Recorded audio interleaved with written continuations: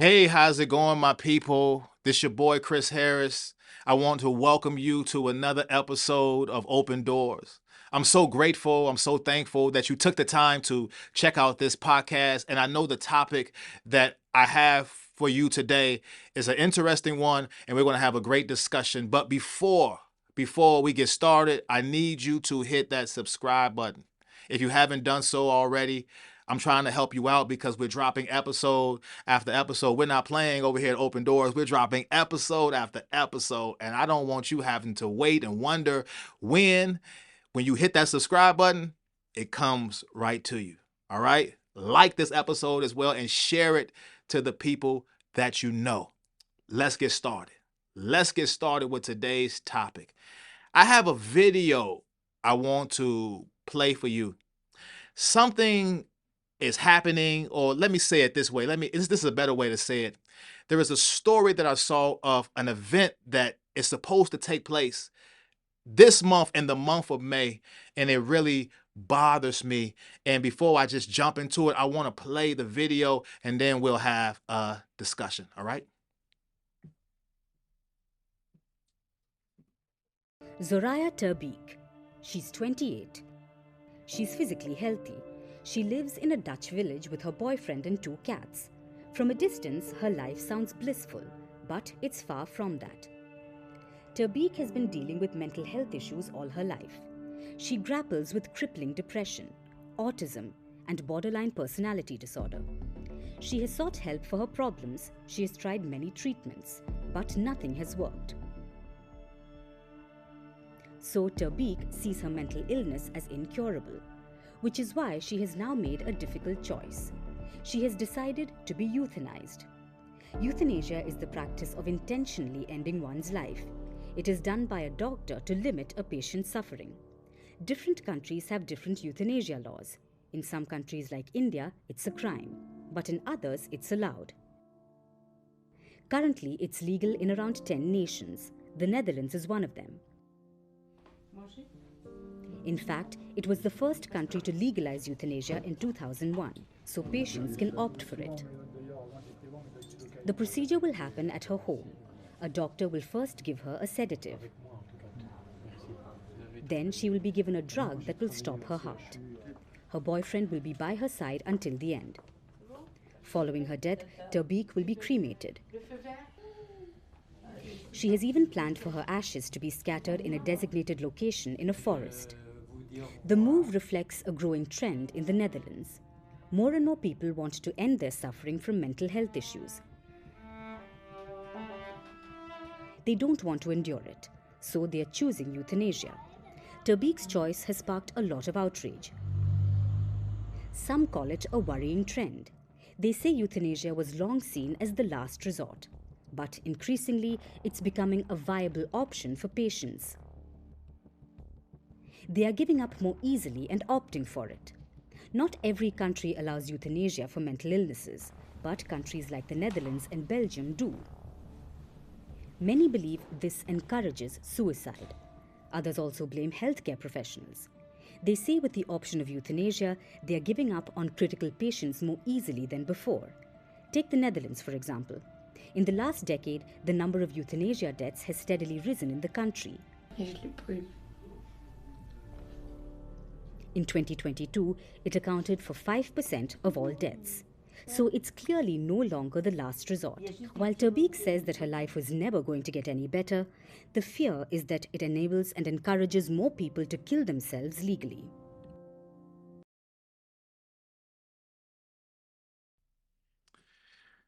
So you saw the video, and this girl from the Netherlands, I think he said she was 28 years of age. She suffers with mental illness. She has some mental health issues. And she has got to the point where she feels like her problem is uncurable. And I was wanting to just hone in on that word, she. She has got to the point where she feels like her health issues are incurable. And I said every time I look at this video, it just makes me sick to my stomach. Because one thing that I noticed, and let me just start here as we talk about this topic. one thing I noticed in life, people will try everything. They will go here, they will go there, they will try doctor after doctor, um, remedy after remedy.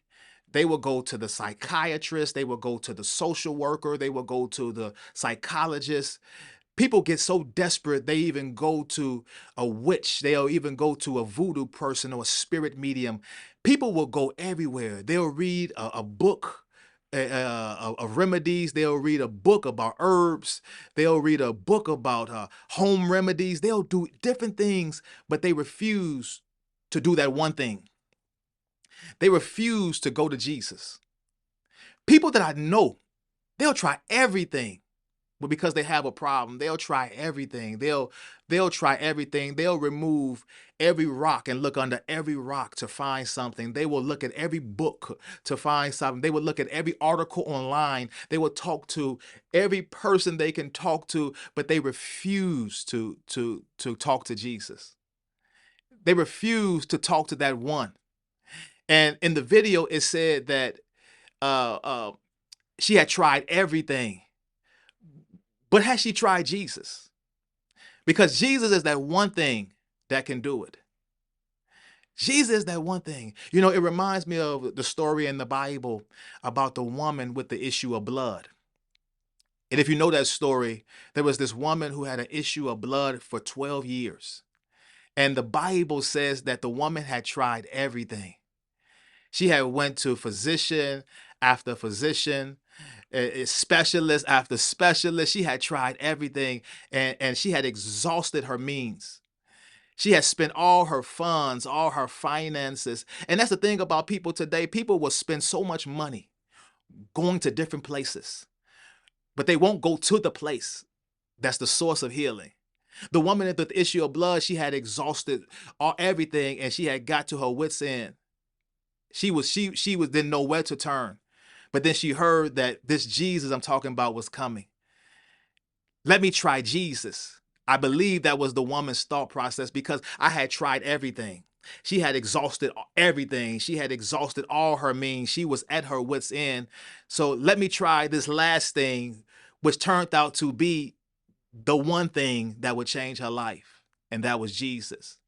So people try everything. They go to different places. I said people get so desperate they even go to a witch. They even go to a voodoo person. They even go to a satanic priest. They even go to places they know they have no business of going because they're desperate. But their desperation never brings them to Jesus. It makes me sad. It makes me sad because that's my question to myself as I look at this video about this woman. Has she tried Jesus? Because Jesus is the one who can turn her life around. But she goes to these doctors, and these doctors, many who are okay with someone uh, being euthanized, they're just agents of the devil. They're just agents of the devil. Because how can you be okay with someone just taking their life? And the video says something. The video said that, oh, euthanization, it encourages suicide. No, it is suicide. It is suicide. What are you talking about? You euthanize a dog. Now, if it's like we have become like dogs. You hear someone, oh, my dog, there was nothing to do for my dog. We used to euthanize the dog. That's something you do to a pet. That's something you do to a dog. Now humans, we have become like dogs. And they say, oh, it encourages, we feel like it encourages suicide. No, it is suicide because there is no coming back from that.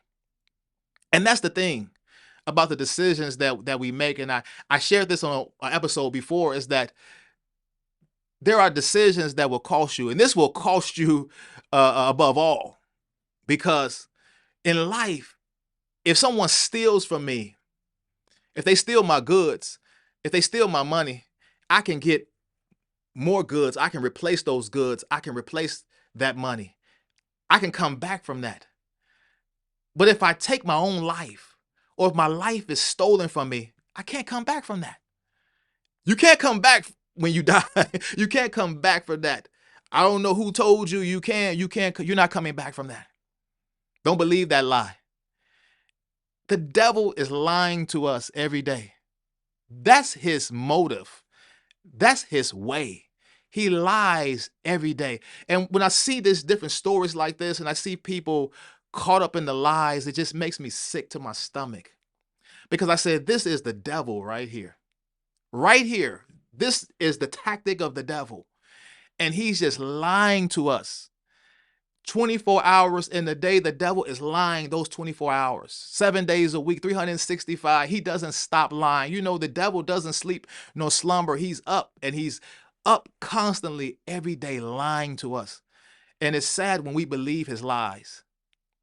Because the woman thinks that if she takes her life, if she becomes euthanized and she takes her life, that her suffering will be over. That's a lie from the pit of hell. Because suicide is a sin. And euthanization, I said being euthanized, it is a sin. It is suicide. Don't get it twisted. Don't try to cover it up and put a bow on it. Don't try to dress it up and color it. It is suicide, and it's an abomination, and it's a sin. So the devil makes you feel like, oh, he tells you lies in your ear. He tells us lies in our ears. Oh, like he's telling this woman, there is nothing that people can do. You'll never get better. The lies, the lies, the lies. And people are believing it. Like this woman, she's believing it, thinking that, oh, there's no hope for me. My life will never get better. So you believe the lie. You take your life and you burn in hell. You live an eternity in hell. Hell is for eternity, and suicide is a sin that will bring you to hell. Let's just put it out there in the open. Let's stop playing games with each other. Let's not sugarcoat this. No, no. If you take your life and being euthanized, you took your life. Because our life is not our own. Our life is not our own. God put us here for a purpose. God put us here for a reason. For you to say, I don't want to live. For you to say, that's why I said that she believes. But you can believe something is not true. There is what we believe and there is truth. You can believe something that's not true. She believes. That's your own belief. That's your own opinion. That's your own thought, but doesn't make it true. She believes that is that her life will never get better. But is that true? Only God knows. Only God knows. You know, they said something, I think when she went to the doctors had told her there was nothing that they can do for her. That's true. There is nothing that they can do for her. Only Christ can do it. Only Christ can do it. So why don't you go to him? But that you continue to listen to the devil's lies. The devil makes you lie because the devil wants to bring everybody to hell with him. The devil knows his fate. He knows he only has such a short time because Christ is coming back soon.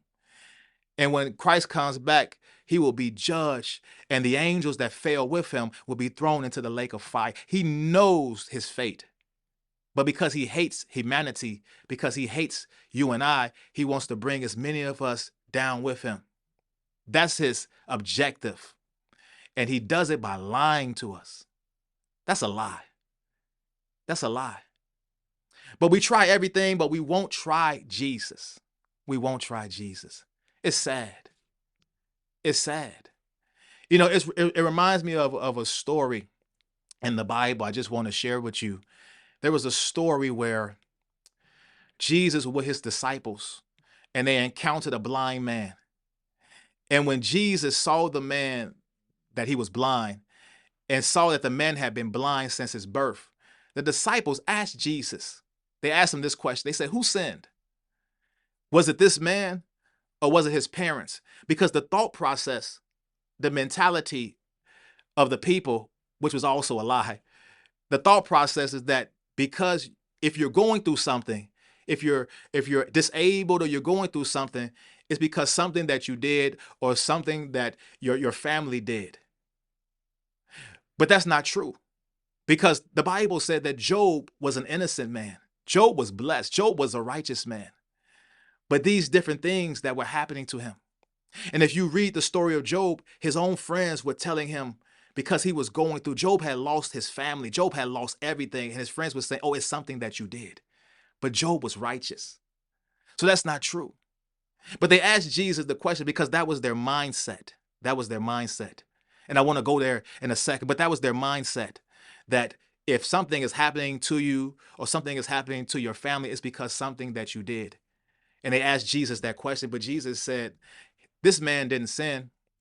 His parents didn't sin. His family didn't sin. But this has happened so that the glory of God can be revealed in him and in this situation.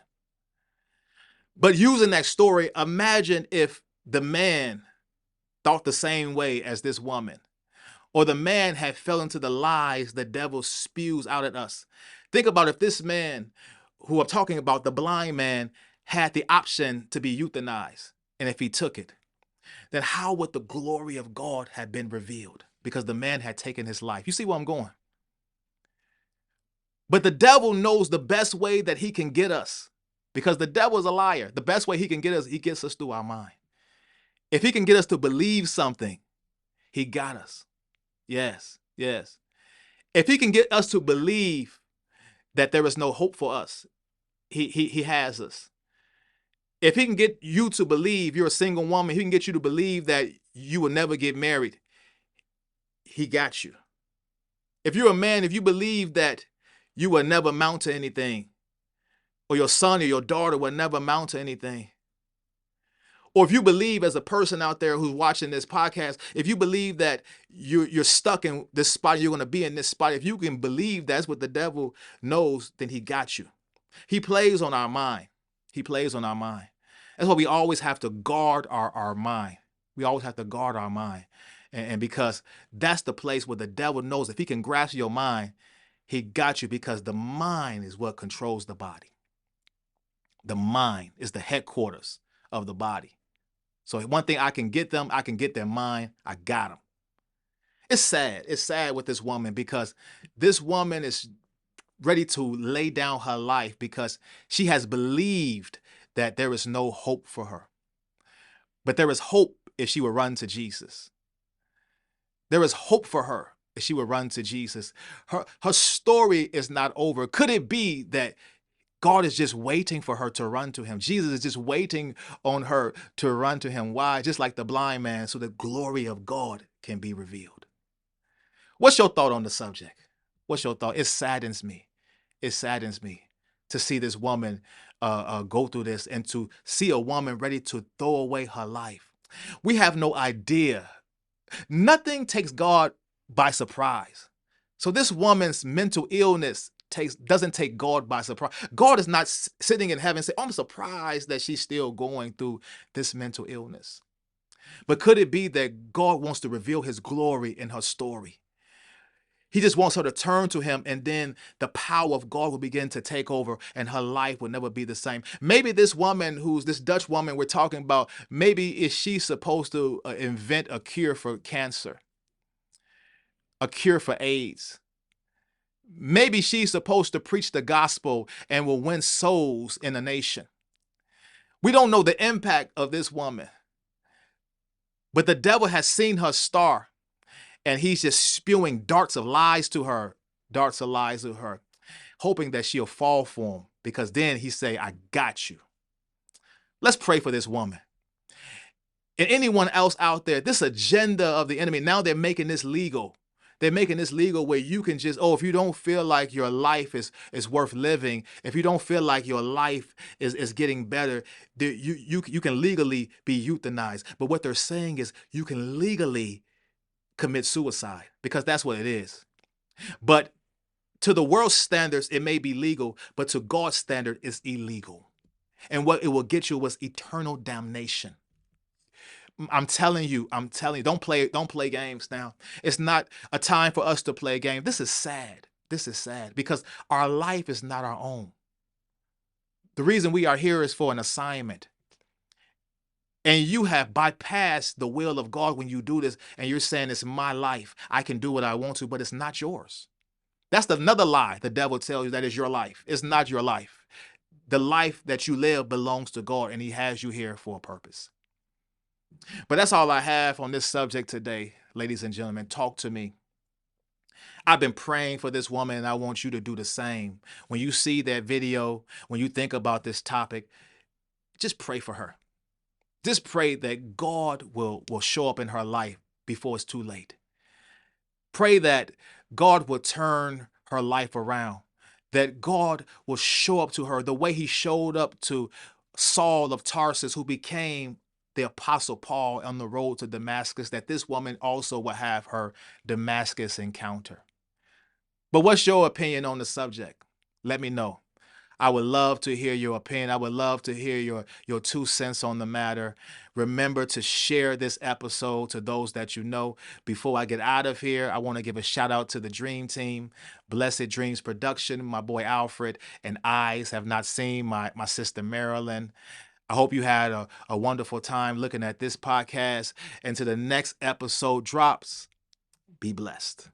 Don't ever take nothing for granted, man. Hey, you gotta wake up and realize that it all seem like things